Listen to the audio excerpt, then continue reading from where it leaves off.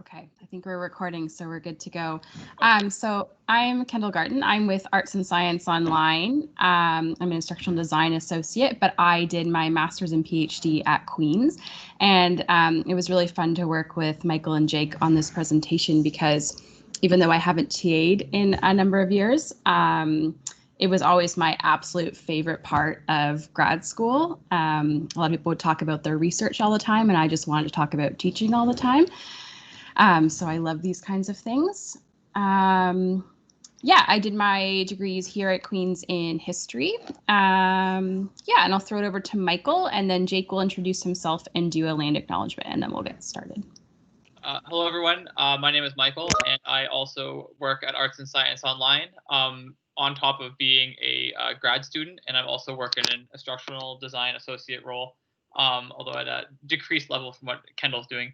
But I'm a grad student in the Faculty of Education, and I come to you today to talk about seminars and tutorials because I have the privilege of being one of the first, being part of one of the first fully remote courses this past summer. And I was a TA and running labs and tutorials in that group. So coming to you with a lot of lessons learned from that, from putting that first cohort of students through a fully remote course without any preparation. All right, Jake. Thanks, Kendall and Michael. Yeah, so I'm Jake DeRoche. Some of you may know me from my greatest hits, which was my yesterday's CTL presentation, where we talked about difficult spaces. So I'm coming back to you today. So for new folks who are just getting to know me, yes, Sandra, thank you for that. So Coden, your video's on at the moment, and this is being recorded. So I just invite you to turn your video off. Thank you. Yeah. So for those who are new to me, yeah, I'm Jake DeRoche. I'm a PhD student in the Faculty of Education here at Queen's. I also work for Arts and Science Online, providing remote support. And you probably know me either through the work that I've done in the past with the SGPS or work that I do in the Human Rights Office or the Equity Office at Queen's and the Faculty of Ed there.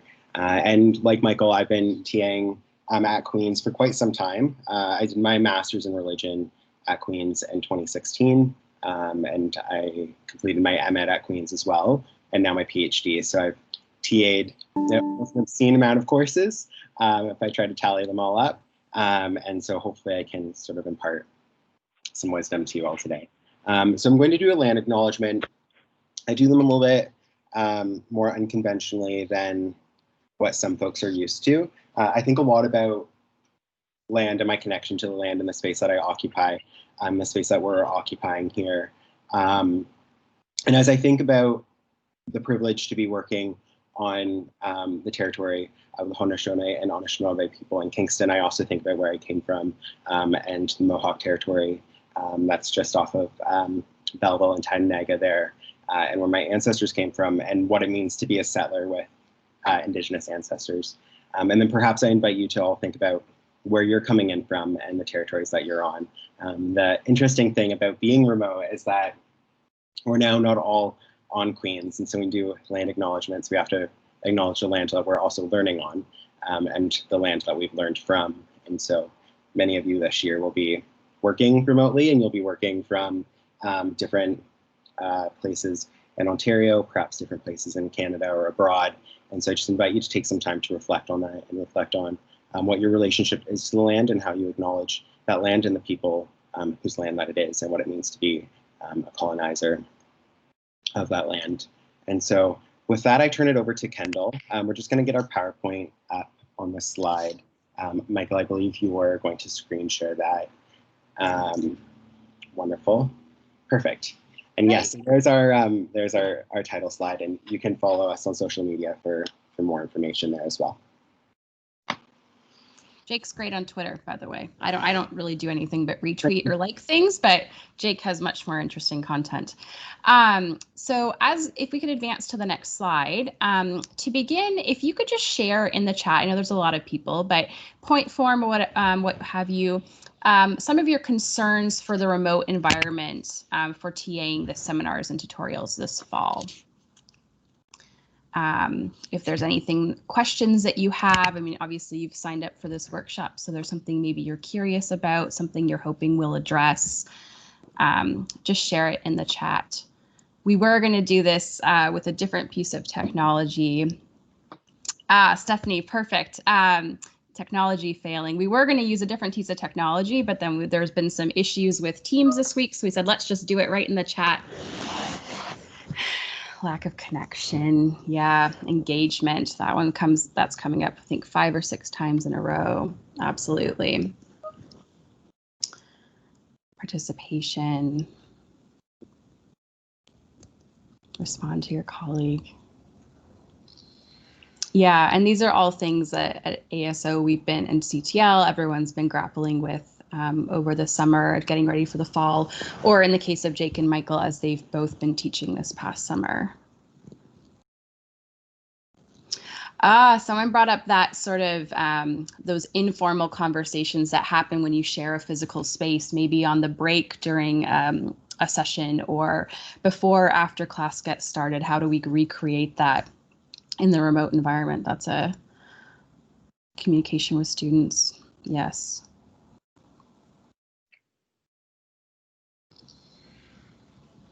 Yeah, these are wonderful. So hopefully we've anticipated these and we'll address these questions. And if not, we've also left some space at the time to talk to you, and we can hopefully have a one-on-one chats if needed.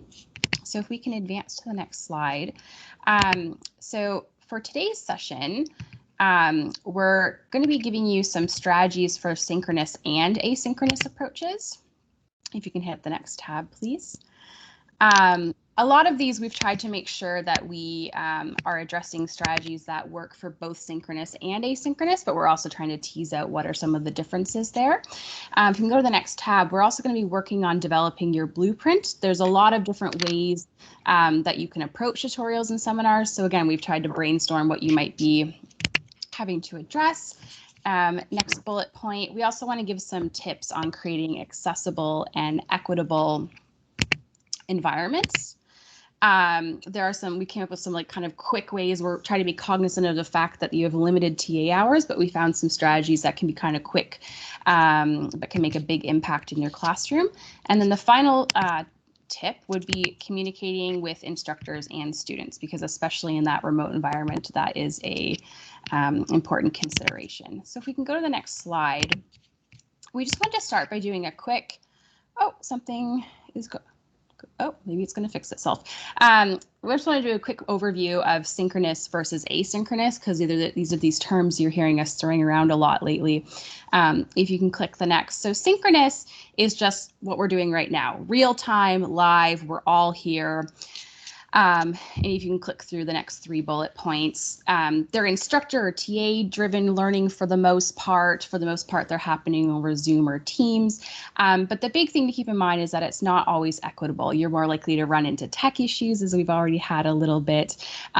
People can't control for their environments, especially with the global pandemic going on. There's all kinds of things happening in people's lives that are different from usual. So just getting to the physical virtual classroom can be a big challenge. That's something to keep in mind.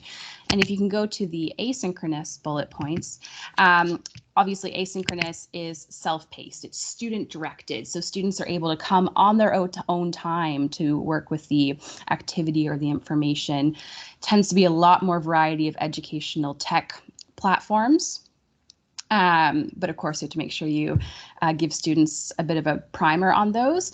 And again, it can be a little bit more equitable, a little bit more flexible, because students are determining what and when they're engaging with the content. And if we can go to the next slide, we just had a couple very, very quick tips, overview of some of these tips to give you for facilitating seminars and tutorials.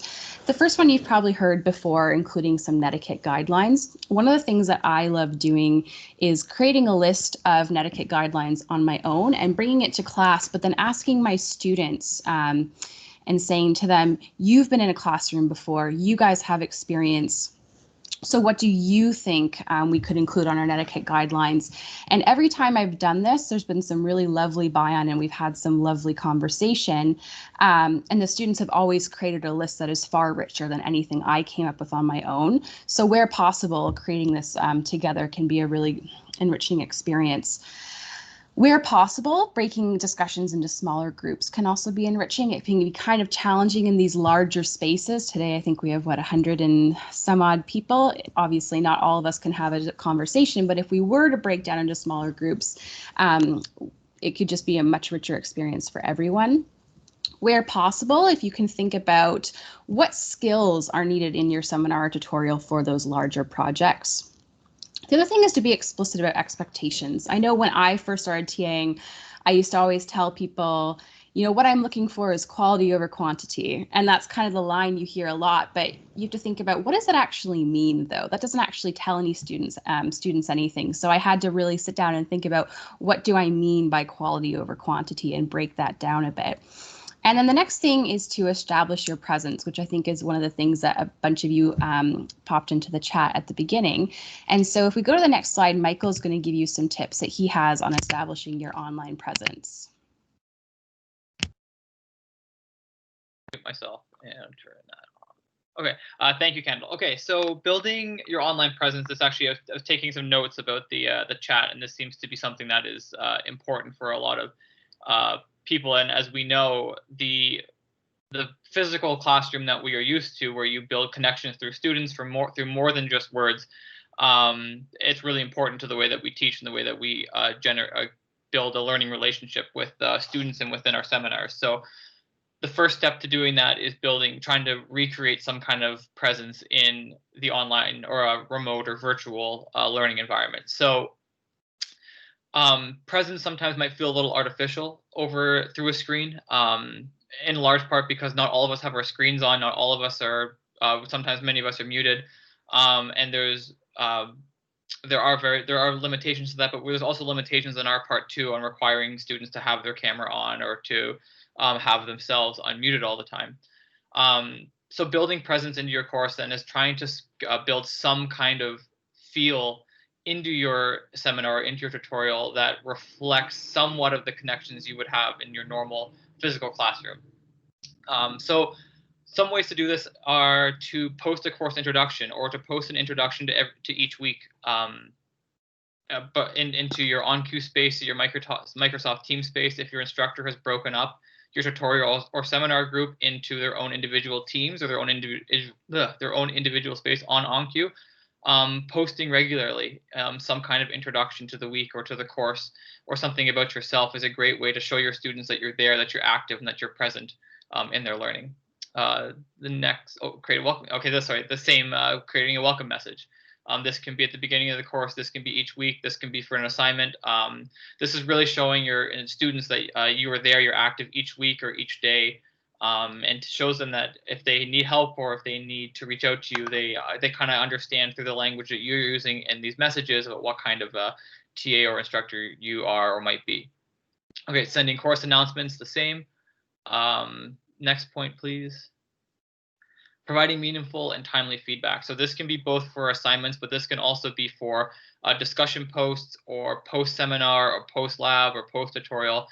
They don't have to be formal. These can be informal. You can send an email or send a message or comment on discussion or FAQ boards about and just engage with your students. Let them know what they're doing well. Let them know where they might want to expand their learning. And doing this timely. So keeping up each week with providing some kind of feedback to your students is a great way to just remind them that you are there, even though physically you don't see each other. Find your voice. So this is about making it personal. This is also making it about personable and not being robotic. Typically, as teaching assistants, we sometimes in our emails will be right to the point. Thank you. This is the answer and your name. If to build presence, we want to add our own voice to our communications that we're having through these mediums. We're going to have a lot of interaction through the words that we type, not through the words that we say. So try and find your voice and try and make your correspondence less robotic as possible. And be compassionate. So this, just understand that remote learning, nobody asked for this, no one signed up for this, and this is new for almost everybody. So be compassionate in what you're saying and try to understand where your students are coming from. There were some questions about tech failures in the chat. Thinking of that, tech failures are going to happen, and not everybody has equal access to technology.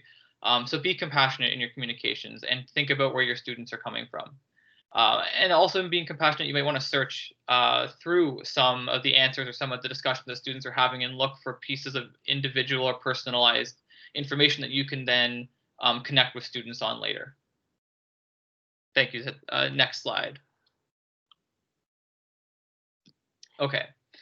So this is a sample agenda for your tutorial or seminar, and this is a great way that we can build some presence, but also a great way to just help our students or guide them or structure for them the seminar and tutorial through in a remote learning setting. So first, so we want to provide students with an agenda, and that just outlines what they're going to see through the next hour or 3 hours, however long your seminar is.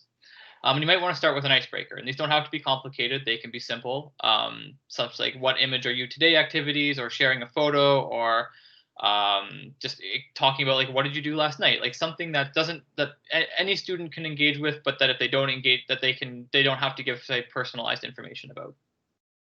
Next, we want to go over housekeeping. So these are just some reminders. These are some due dates. These are notes from previous sessions. Maybe you need to go over some netiquette or some you want to talk about some previous disagreements that occurred in past weeks. This is the kind of a place where maybe you want to go over quickly some of the rules that you have for your seminar tutorial, but also highlighting for students some maybe assignments that are coming up. Objectives. Today's objectives. You want to direct students to the learning objectives of the lesson, and also to the course or to the module that you're working in. And then your action items. So these will be your activities, your discussions, your reviews, whatever it is that you are supposed to do within your lab or within your tutorial. Follow it up with the question period, allow students to ask questions, and then go over a debrief. So this is just creating a space for students to talk about what exactly it is you did during your seminar or your tutorial or your lab.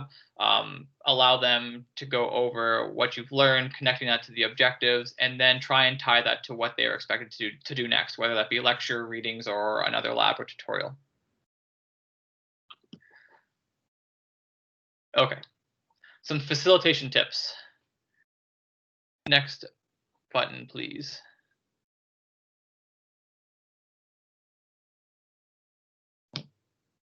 Oh, thank you. Be present. Okay. Okay, so be present. And so in this, we don't want to be necessarily always be the presence, but we want to be present. So what this means is try to avoid over facilitating. So this is don't try and be too quick to jump into every single discussion that is maybe in danger of slowing down, or debates that are maybe stopped. Because I think that you may not be able to see students on their video, and maybe students are thinking or taking notes or are trying to look in their readings and reflect on previous on what they've previously learned. So silence while it's uncomfortable, silence within your seminars and tutorials is not necessarily a bad thing, and doesn't necessarily mean that the discussion is over. So this might be a part for you to come in and maybe probe some questions or see if anybody has anything they'd like to say, and invite them to put that in the chat. Okay, checking in with quiet participants. So again, because we don't necessarily see every student on video, sometimes we're not sure exactly if people are engaged or if they're just quiet. So a good way to check, you can check in on them privately offline. You can message them in the chat. You can send them an email while you're in the tutorial or seminar, and just make sure that they're there. Maybe they're having tech issues, and you can ask, is there an issue with your internet? Or just ask, would they like to contribute? And you can offer to make space for them to contribute or to engage in the discussion. Again, and this can also, we'll talk about this a little bit later, but dealing with some people that like to talk a lot, you can try and direct some of their conversations to more key ideas, and kind of get them to narrow down the scope of their arguments. Set clear expectations. You can do this right at the beginning of every seminar and tutorial. You can do this right at the beginning of your first seminar and tutorial. Set your expectations for what you want to see from your students, what you believe are good constructive arguments, what you will do if you think debates are getting too aggressive. So set your expectations, and this can be something that you talk to your fellow TAs about, or to your instructor about what exactly it is that you would like to see out of your seminars and tutorials, and make that evident to your students. It will really, really help them structure the way that they're going to discuss or debate. Next point, please. Avoid sarcasm. We need to be careful in the remote learning environment to use language such as humor, irony, satire, or sarcasm. oftentimes, even particularly if you don't have a video on, it's hard to read. You can't read facial expression. Then it is hard to read. As you see, like the light in my room right now is creating different shading on my face. So you can't necessarily read my facial expressions. So sometimes using sarcasm or satire will not convey the same amount of humor that you were intending it to, and can actually be quite aggressive or quite violent towards some students. And while that's not intended, that can really damage a student's comfortability or the connectivity that they feel with you and with the course and with their fellow learning peers. So that might also be a point to make too in your expectations, is that sarcasm and humor, even between your students, is not recommended because it just doesn't always come across the same in an online environment. Okay, next.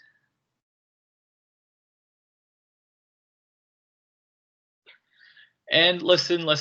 So this is really key to you building your presence in your course. You want to listen to your students, listen to the whole discussion, find out who's talking about the right things and who's making incorrect points, and then try and really engage both of those learners. Help some students reach further and help some students fill the gaps that they need help with. Okay, that's yeah.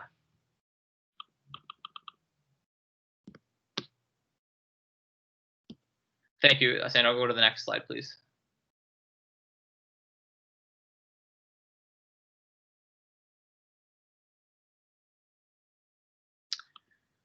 Okay, and these are just some roles that we've come up with for you as a facilitator.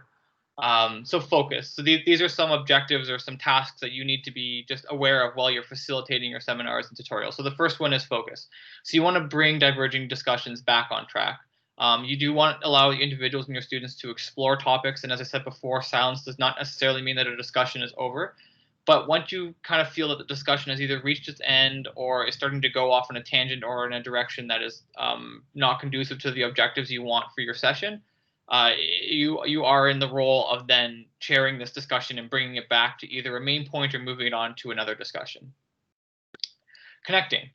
You want to connect ideas across multiple posts or multiple discussions, multiple groups, potentially even multiple seminars, and make connections to the course material. So this is a big role that you will play as a facilitator when your students are having your discussions. And this might help you get students who are quieter to engage in your seminars, tutorials, help them connect what is being talked about in the present to something you've talked about in the future or something that they've been learning about during the current week. Clarify. So encouraging students to defend their position or to explain how they came to a conclusion. Suggest to students that they bring in outside readings or that they try and deepen the conversation using other resources outside of maybe your course or maybe outside of what you're currently talking about.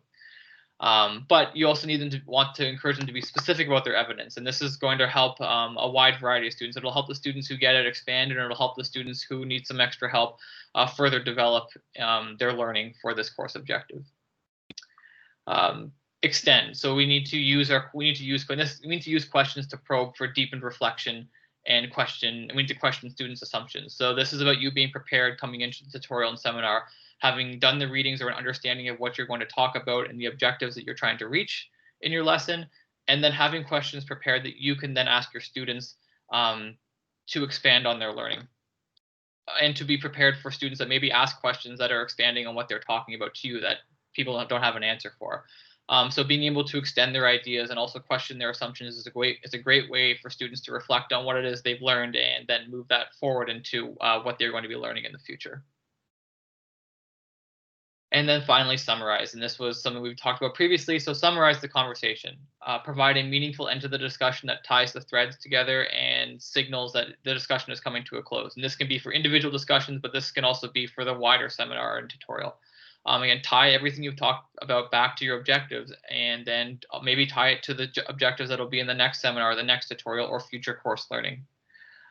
You might even think about writing a landscape post following as a way to, in the message board or the course announcements for that week or maybe for the next week, and in your on-cue or team space that just kind of goes over to the entire landscape of the discussion and some major or minor points that were brought up.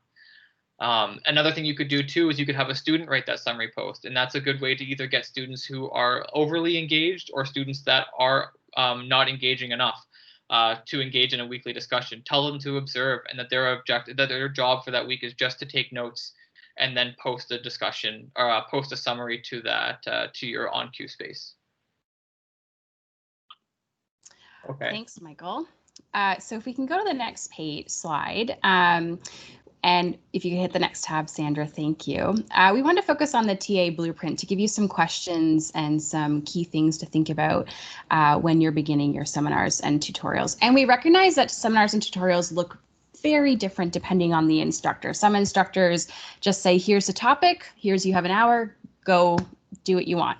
Others will give you very specific instructions and ask you not to waver outside of those. But regardless of which instructor you're working with, and both are perfectly fine, you can still think about determining the learning goals. Yes, thank you, Jake. If you can load all the points.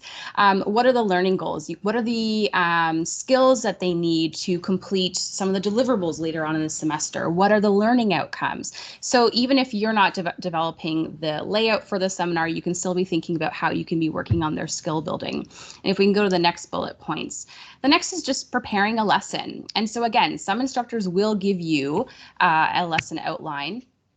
But as you're doing this, you want to think about how do you connect to some prior learning? How do you engage long-term learning? How do you engage students with the content? You know, instead of just showing up to a Zoom seminar and saying, hey, let's chat, do you maybe have the students prepare some discussion questions in advance and post them on the forums? Do you maybe have students take turns facilitating from week to week? There's a couple different strategies you can try. Within Zoom and Teams, you can poll students, you could use breakout rooms. There's all kinds of ways to get a bit creative to up your engagement.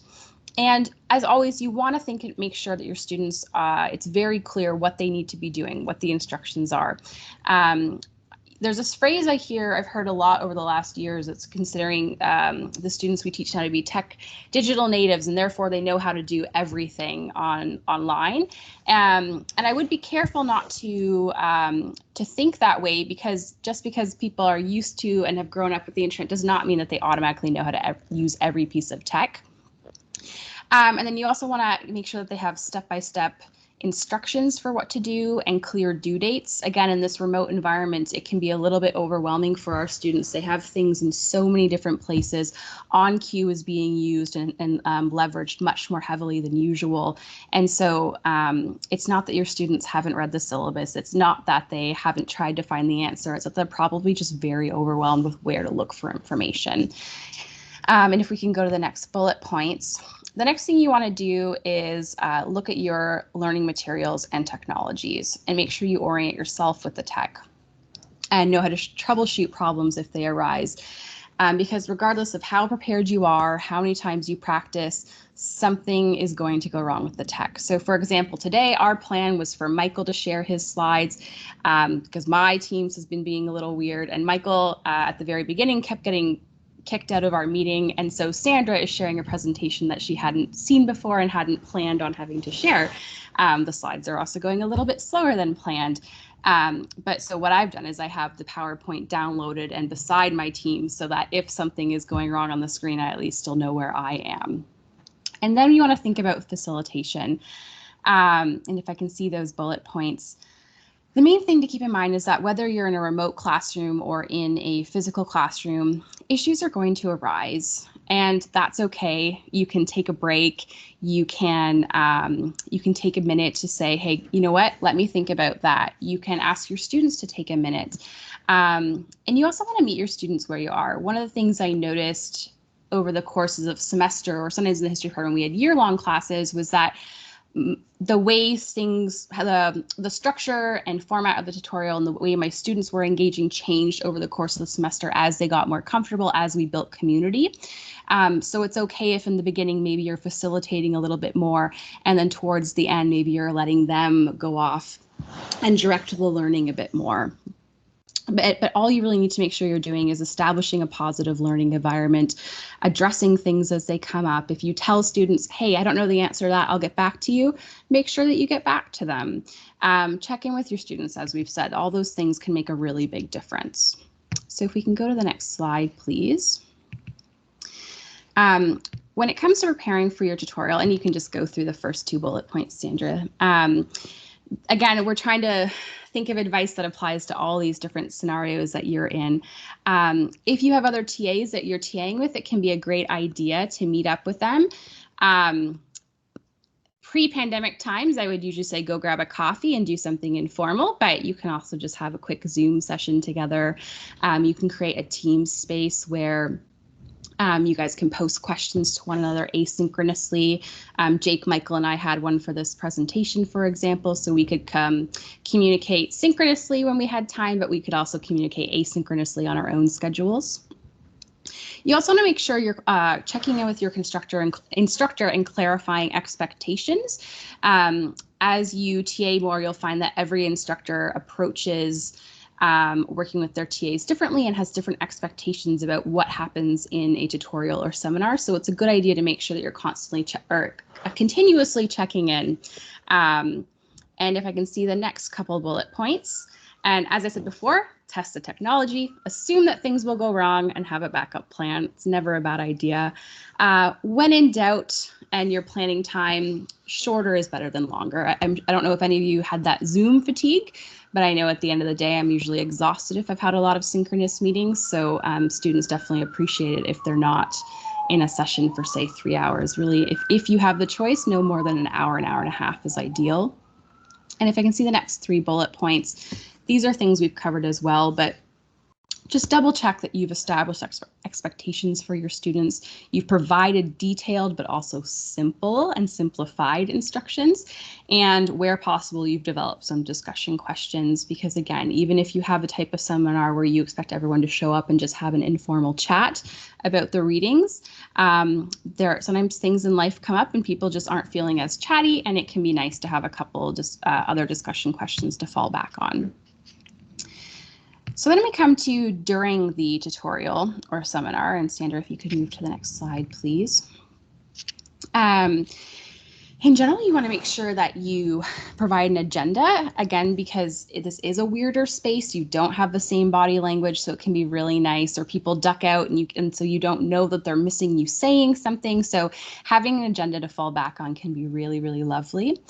One of the things that we've done today, for example, is we've assigned a chat monitor. So Jake, as you'll notice with his, I think, recent GIF, is monitoring the chat and making sure that he's taking notes and we're addressing things as they come up. Not all of you have the luxury of being in a synchronous session with another TA, but you can actually just ask a student to volunteer to monitor the chat for you. Especially if you're presenting, we've found that it can be a little bit tricky to read your slides and present and think about what you're talking about, and then also be reading the chat at the same time. So it's really nice to have someone monitor for you, and students I find are more than willing to help you out there. I've mentioned some of these before, but if you can vary engagement strategies, again, even if you're in a tutorial or seminar where it's primarily discussion based, there are different things you can do with the breakout questions, the polling, quick quizzes. You can ask students to do various reflections. It doesn't have to be just video camera and we're just talking to each other. There are different ways to break it up a little bit and make the time pass in different ways. And that's also a really nice way to catch some of those students who may be a little bit more introverted or nervous or anxious about talking online, especially, again, because this is such a unique environment. It sometimes can feel weird to stare at yourself in a camera for an entire session. And then you also want to check in, ask your students how they're doing this week, what's going on. If there's a week where, suddenly your class is usually really engaged and then they're all a bit quieter, you can say, hey, maybe they're stressed about midterms. Is there something that I can do to make this week a bit better for you? Or do you guys want to pivot and do something slightly different today? Or maybe they're stressed about an upcoming assignment and need you to provide a few more instructions. So it can be really nice to just say, hey guys, what's going on today? What can I do for you? And then, as we've said before, meet your students where they are. Not every session is going to flow the same. That doesn't mean that you've done something wrong. It just means that life happens and there's a natural ebb and flow to things throughout the semester. If we can go to the next slide, please. So now what we're going to do is we have a couple scenarios that Michael's going to take you through that you might encounter during a seminar tutorial, and Michael will explain them, and then we're going to ask as a group, we're going to try and tackle some of these issues, and then we'll provide you with some solutions that we thought of before. Thank you, Kendall. And I'll just one note to add to Kendall's last screen there about during the seminar and tutorial. Teaching your first couple of times teaching or instructing or facilitating through a virtual setting like this is strange. It is a very weird feeling, particularly if you have slides or something where you're not looking at the videos of students, because you find yourself talking and then you realize that no one's responding or listening. And sometimes it helped me at least just to check in to ask, is everybody still here? Can you all hear me still? And even just have people put it in the chat box to just remind yourself that you're not just talking to your camera or your screen. Jacob, I see your hand raised. Would you like to go? Yeah, I'll add on that as well. So I think this is a good point to touch on Caroline's question earlier on. She said, what happens if we get disconnected during our seminar while we're presenting? And truthfully, this has happened to folks. It happened to me while I was teaching this summer. And it's happened to students as well. And it typically causes, like a lot of frustration or anxiety about content being missed. But I think when you create like a community of care and you have compassion for yourself and then compassion for your students as you're rolling through it, then you can kind of just like take these hiccups with stride. So I got bumped out and then I came back in and, things were working. I got bumped out once and tried to come back in and I couldn't get in. And so I just sent an email and said, hey folks, sorry, we missed the content. Here's some notes and here's some places where you can learn a little bit more about what we were talking about. And then we just went on to the next class. And I think the important thing to remember is that right now, your job is not to be an online instructor. Your job is to be doing sort of emergency remote instruction. And so as we're moving through this space and we are doing remote instruction during a time of emergency, we have to be a little bit more kind to ourselves when it comes to these errors and just know that like, it's not a big deal if you get bumped off. And we can pick it up again next time. Some solutions you can do is just like download the Teams or Zoom app on your phone and then call right back in on that. You may lose video, but then you still have audio and you can kind of explain what's going on. But students are human, and most of them will sort of understand what's going on. So if you're just kind with yourself and sort of patient with the technology, you'll get through it. But the biggest thing is just don't stress the small stuff, because you'll go on with the rest of your day after that. Back to you, Michael. Okay. Thank you, Jacob. Yes. Okay, so following are some seminars, or some scenarios. Some scenarios about seminars. Okay, so the first is a discussion dominant. So I'm going to put up a description here, or Sandra can put up a description with the next click. So you have a student who is a real keener. They're very engaged. They respond immediately to questions in your seminar and have responded multiple times to multiple people within the discussion. It almost appears to be instant because it is so frequent and quick. This can also apply to asynchronous seminars, or say like discussion boards. And these are students who respond to everything and maybe don't allow other students to articulate their ideas. So I'm going to open this up to the floor, to the chat, but maybe I'm going to ask for some solutions that we might use to address the student.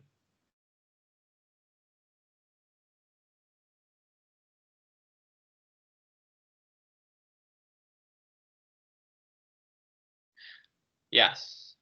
Actually, the raise a hand function in Microsoft Teams is fantastic, as we saw with Jacob. It's great. It tells me who it is that wants to talk.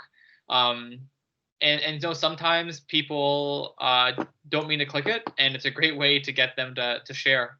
Say, well, your hand was raised, so let's hear what you have to say.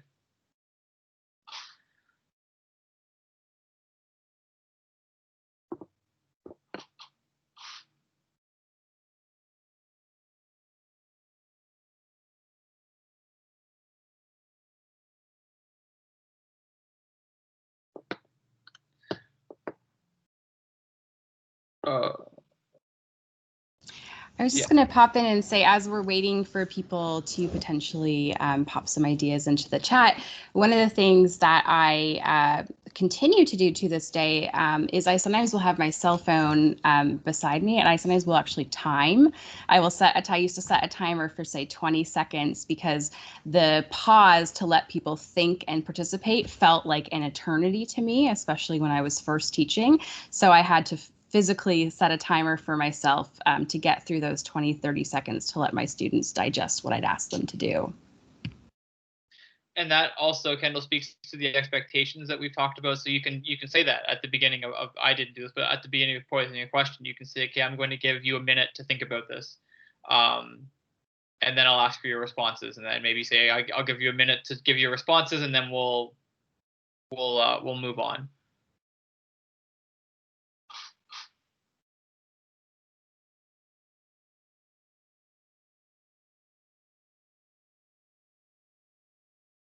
Mm-hmm. Yes, actually, that's a really good a point about breakout rooms, particularly in Zoom, where they're very, very easy to set up. Putting students into smaller breakout rooms and having them come back, say 5 minutes later, to present some kind of answer is a fantastic way to just allow students to speak in smaller groups.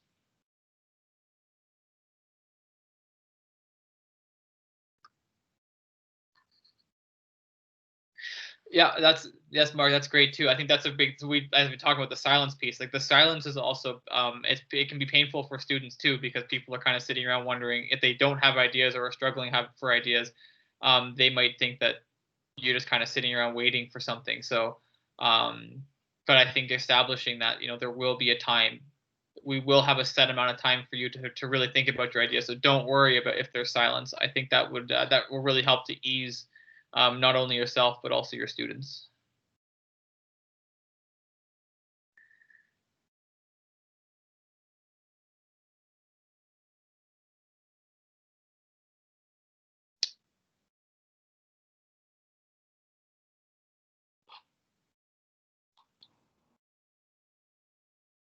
Yes, appropriate background music. But yes, background music is definitely also a fantastic way. It's even like playing music off Spotify or iTunes on your phone, your mic for your computer will pick it up. Pretty easy, yeah. That might cause stress. Although I guess now I don't know if anyone will even really remember Jeopardy. But yeah. Yeah, polls, fantastic. Yeah, it creates another interactive way that's nonverbal. Okay, thank you, Sandra. Okay, so here are some of the solutions that we came up with that are actually great because they're a little bit different from what we had. So one way you can is redirect the conversation or a point of information into a question for students who are not participating.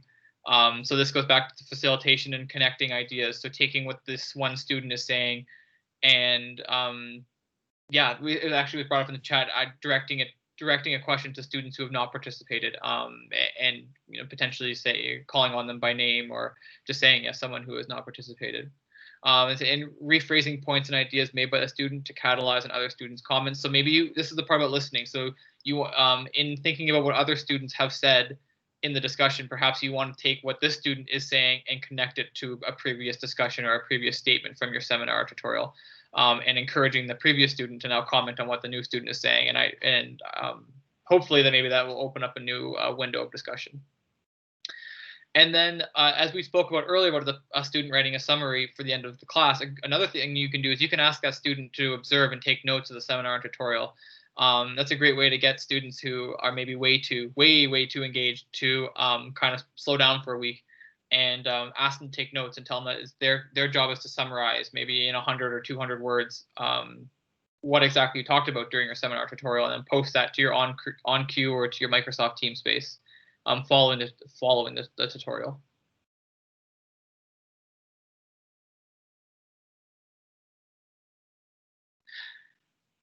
Yep, dominated. Yeah, and that's something you can talk about with your instructor about the rubric, about having something, some kind of tangible objective or assessment outcome for your tutorial or your participation mark that can address talking. And I know a big thing that I know a lot of us have experienced in tutorials or seminars is that it's quality, not quantity. So that might be something, particularly with students that are, say, in first or second year, that's definitely a key piece of information you might want to drive home as an expectation going into your sessions. And yeah, so one-on-one conversations are really, really good too. Oh, thank that was that here. That's the last point. So offline. Offline is a really, really fantastic way here, because we don't necessarily have, I don't know how your instructors are going to set up your teaching hours, or sorry, your office hours.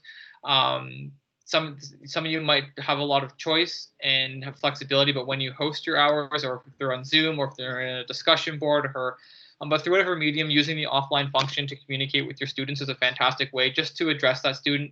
Be kind, be compassionate. Thank them for their engagement, thank them for putting a lot of thought. But just asking them, to consider their classmates, and try to maybe to ask them to dig deeper in their discussions, and try to be less surface level about a lot of issues, and try to get them to focus on go deep on one big issue is a great way to kind of get that student to maybe relegate a little bit of what they're saying. Okay. There's some lovely. Oh, okay, I was gonna say, yeah, we can move on to the opposite issue, which is the disengaged student. And Michael, since we're running a little bit short on time, would you mind? Maybe we could just summarize our key points this time. Yep.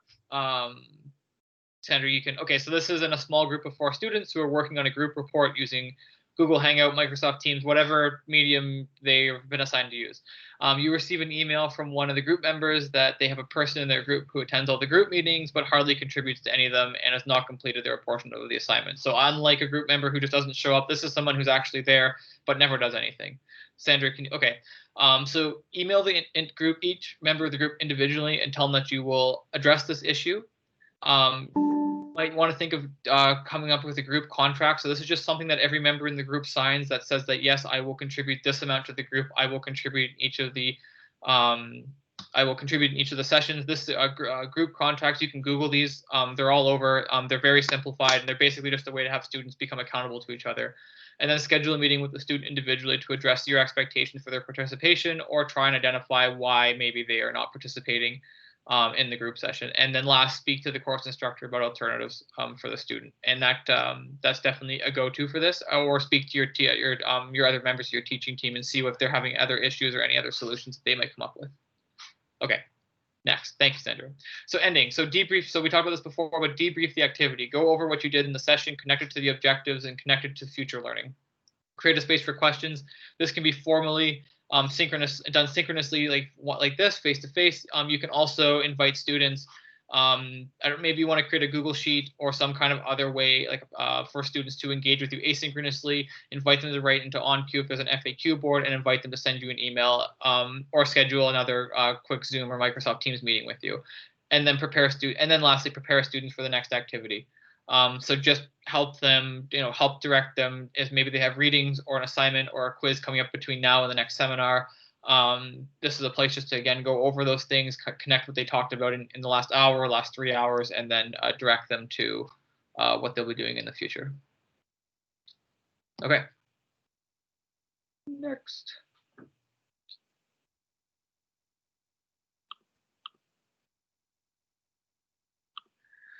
Okay, so and then last, so these are just some steps to take after the seminar and tutorial.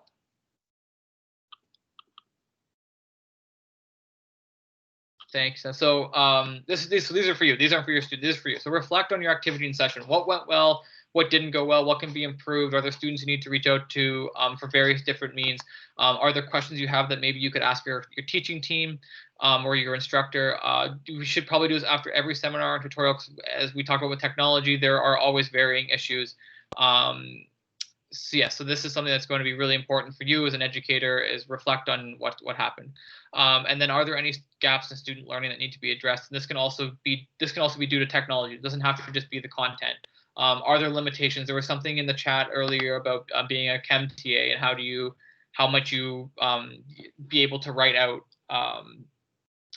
whatever it is you write out. Sorry, I'm a social science student. So these are the kinds of things you might want to reflect on and reach out to your teaching team and to your instructor. One way for math equations is you can write it on a piece of paper or write it in a Word document and use that and share your screen. So reflect. Jacob, I'm gonna let you go. Thanks. Yeah, it's perfect because I'm transitioning to the next slide. So just before we go to that slide, Sandra, just on the previous one, if you don't mind going back, for point 2, I actually recommend inviting your students to share what went well and what could be improved. So in OnCue, you can ask your instructor to set up like an anonymous poll, and they can sort of share their feedback about what's functioning well in your seminars/tutorials. And how things are going. You can also just invite students, if they're comfortable, to sort of send you feedback via email. I find this very effective. I used it this summer to sort of check in with my students and say, like, what's working in the remote environment? How are you struggling? How has COVID sort of like impacted your at-home environment?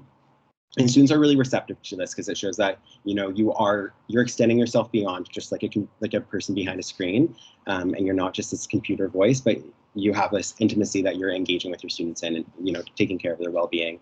So I always invite that level of engagement. So we can go on to the next slide.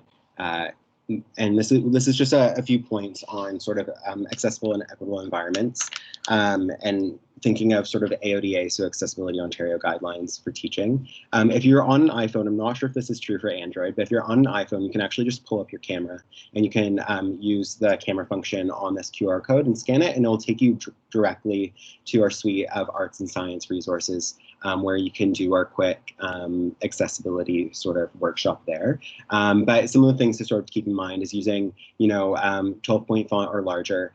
I often find if I'm using the chat feature, which most folks are using today in Teams, that using a little bit of a larger font here is better because it's difficult to read. And then, having PDFs for your PowerPoints, and sharing those with folks, knowing that, if you're using images and whatnot, the images shouldn't be the source of the material, but you should be able to explain that material as well. And then inviting students to sort of share information with you. So if it's the case that they have a name, like a preferred name that they want to use, inviting them to change that in Solus, inviting folks to share their pronouns or add their pronouns to Zoom to make the space more equitable. And then just providing space for students to sort of engage with you. You can use closed captions in Zoom. That's a great question, Stephanie. And so if you just search live caption Zoom in Google, it will pull up instructions for that, and it will tell you how to do that. I think you have to toggle that setting in Zoom specifically on the back end, rather than it being super accessible in Teams where you can just flip that on with a switch, but it can be done. And so, yeah, just sharing that with your students ahead of time. In my OnCue shell, I posted how to do all those things ahead of time. And then as part of my housekeeping, I just engage folks in that as well and say, like, here are the ways that I can support you. And if you think of new strategies that I perhaps don't know about, let me know and I can help you with that as well. Please. How are you today? I'm well, how are you? Somebody has their mic on. If you could mute your mic, thank you. Thanks. Yeah, so then if you also search ASO remote tips and tricks in Google, it will take you straight to this resource as well if you're not able to scan that in. You can go to the next slide, Sandra.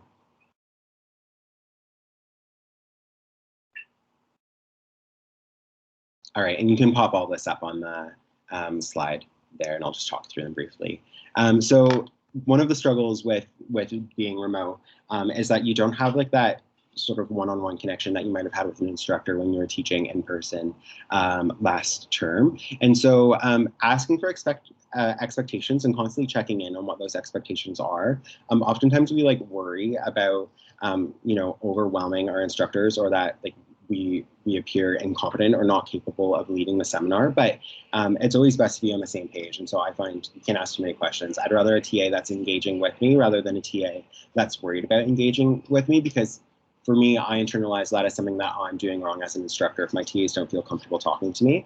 And then asking for clarification. So perhaps it's the case that you've been given a deliverable that you're supposed to lead your students through. So the instructor's giving you instructions on how to do that. And if you don't know what's up, then ask for clarification, because in order for you to be successful in your capacity as an educator and as part of the teaching team, you need to have those steps and those clarifications.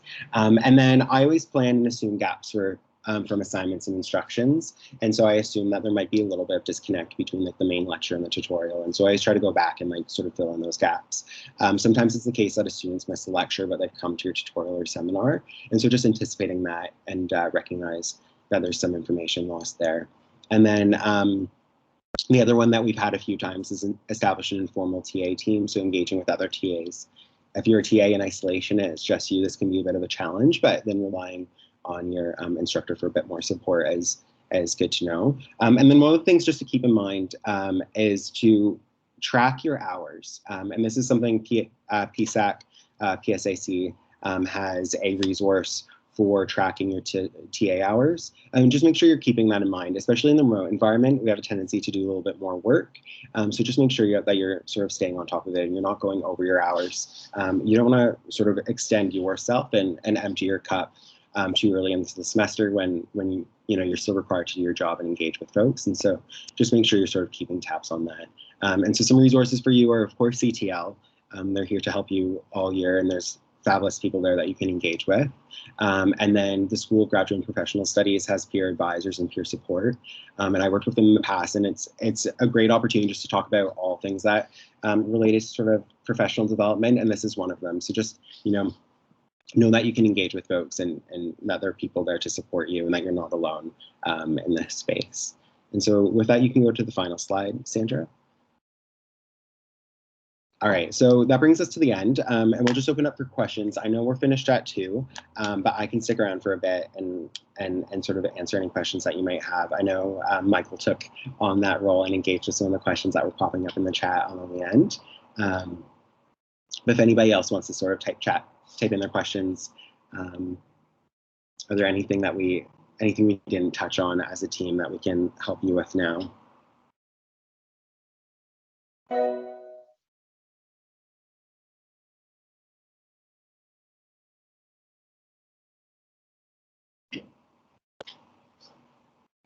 Thanks.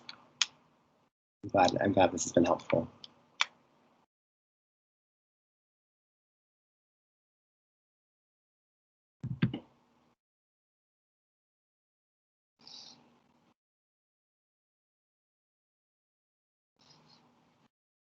So like I said, I'll stick around. I popped up my Twitter early on, so if you feel like something more informal and you want to engage with me on there, you can send me a direct message or you can send me an email or message me on Teams. I'm happy to provide support with you. I would have made it through grad school without mentorship of other TAs and grad friends, and so I'm happy to do that for you as well. On behalf of the CTL, thank you, Jake, Kendall, and Michael, for your time today. I know you guys are really, really busy, and I think it wasn't just food for thought, it was like a buffet. So thank you so much. Oh, thanks, Sandra. And somebody asked if the slides will be shared. Sandra, you'll be sharing the PDF version as well as the recorded slide later on this afternoon, I believe. Yes, as long as we don't run into any difficulties with technology. But so far, it's been going well. Wonderful. Oh, and thanks for sharing that, Melissa.